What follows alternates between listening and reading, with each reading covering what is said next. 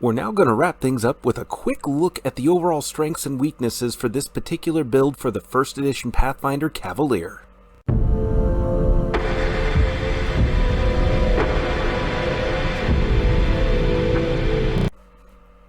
Hello everyone, and welcome back down here to the Gamer's Den with me, your host, Jordan, your Master of Lore and Storyteller Extraordinaire. Wrapping things up for the Pathfinder Cavalier build, we are going to talk about the general strategies and tactics and offer up some final thoughts on the Cavalier class as a whole. But before we dive into any of that, if you're new here to the channel, then go on down there, hit the subscribe button, and become a regular member here at the Gamer's Den. Or, if you've already gone on ahead and joined the regiment and have listed yourself on the roster, then go on down to hit the like button and share the video far and wide. But now let's talk about the Cavalier. So, the overall strategies and tactics here tie very much into the strengths and weaknesses of the class. I mean, they have to. That's just part of strategy and tactics overall. You're definitely going to be a very mobile member of the party. I mean, you're fundamentally tied to your mount in so many different ways. I mean, we specialize in mounted combat, and our feat selection helps to aid in that regard massively. Not only that, but most of your different orders that you can select from are going to affect your mounted combat abilities and banner abilities in some way. Some more so than others, and the two we took a look at here do a lot for you, either giving you the ability to use alter the shape of your animal companion or of your mount, or by allowing you to help boost your allies and their ability to move and charge across the battlefield all at the same time on your turn as an immediate action. It's a significant wide array of abilities and certainly is worthwhile to take your time perusing through. And also, once you're on horseback on the back of whatever mount you may be utilizing, you are terrifying, especially using something like Spirited Charge with a lance doing power attack. You're going to have massive damage output. It'll only be single strikes, but by using Ride By attack and having different ways of enhancing your mount's speed, you can run or charge in, hit, and then keep moving on by and get yourself out of a position of retaliation from an opponent's full round of attacks. And then you can use Wheeling Charge to kind of bring yourself back around. And not only that, but Wheeling Charge will also help to negate one of the big weaknesses for the Cavalier, and that's maneuvering around tighter, smaller spaces, things with terrain features that help to break up more traditional direct lines of charging. This will let you maneuver around and then take those turns. It chews up a lot of your movement, but again, you're in a smaller arena anyways, so you can afford to use up some of your movement. But even still, that brings us to the biggest weakness for the Cavalier overall. You are tied to your mount. I mentioned it earlier, it's definitely a strength. Your mount will do so much for you. So much so that you will feel that loss keenly if you don't have your mount, or if you're not able to be on your mount. Now again, some of your order options, such as giving you the ability to alter the shape of your mount, will help to negate that loss somewhat. But even still, if you're not on the back of your mount and charging, you're gonna feel that quite a bit. Now, feats like Power Attack can be used on foot reliably, and that's why we lean into using a two-handed weapon like the falchion. The falchion has a nice wide crit range without us having to invest a lot of feats into it, and Power Attack works well mounted or on foot, so you still have some options and some ability to fight on foot. And the fact that you're in heavy armor, have a D10 for hit points, means you will be comfortable there, but not nearly so comfortable as if you were again on your mount.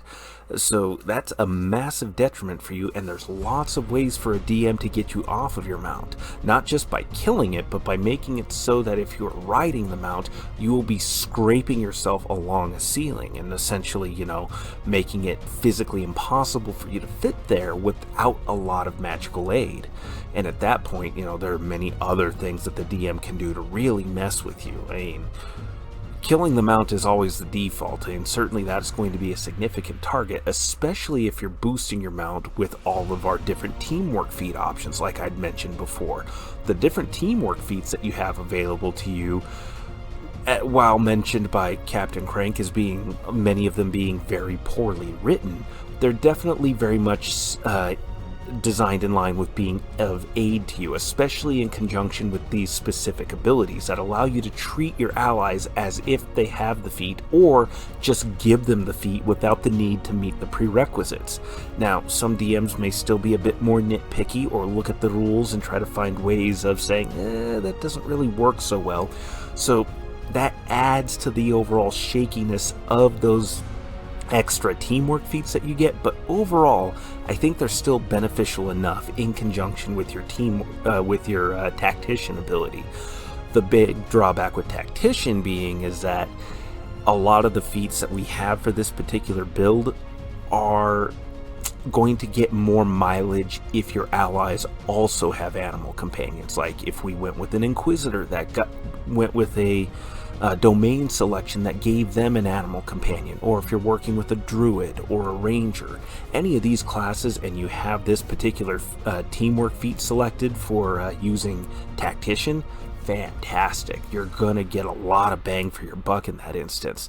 But if nobody else has an animal companion, then it's gonna be just you and your mount, which again, not bad. That's still helpful. That's still bonuses there, and that's still allowing you to make use of this ability, but in comparison, it's still not as great. And then moving on from there, overall the big weakness for a lot of the other big weaknesses for you are many of the things that traditional melee oriented types typically have. Your will saves, your reflex saves, those are not the greatest, and while some people point to Constitution being the more important of the saves, I'm still inclined to think will saves and reflex saves are much more detrimental for you, especially since you have a good fortitude save to begin with. Any charm or compulsion effects falling on you are going to make you a huge hindrance to your allies, and being in heavy armor and being a low dex build anyways, you're more likely to fail reflex saves, and when you fail them, you're going to fail them hard to the point that you may end up trapped overall. But this is where looking at some of your different options through your orders and some of your different feat options out there to swap around with the particular list that I threw out there, you may find something worthwhile that helps to boost your saves, or at least help to negate some of them, especially if they're ones that allow you to work with your animal companion, your mount. Now, another thing to bear in mind when it comes to equipment, and this is something I didn't touch on so much with feats or equipment, but because your mount is an animal companion for you, they advance as you advance, not at the same rate, but they'll get more hit dice, more skill points, they'll get access to feats. You can also give them equipment. I brushed on that briefly in the equipment section, but you can give them equipment to make them more effective in a fight. I mean, Cloak of Resistance to help their saves is definitely great. Horseshoes of Speed for any of your hoofed mounts are going to be a huge benefit for you, especially in conjunction with feats like Wheeling Charge. And then couple that with things like an Amulet of Mighty Fists, or getting the Magic Fang enchantment put on them permanently. These things will help them boost their combat potential and survivability so much. It's well worth investing in, even if it means putting off some of your own equipment selections. But there again, right there is another weakness that kind of gets tied hand in hand with having this animal companion. You are now spending money on two separate entities that are going to need to be effective, and you need that mount in order to be at your maximum effectiveness. So it's worthwhile to invest, but that does mean delaying some equipment that might make you more effective.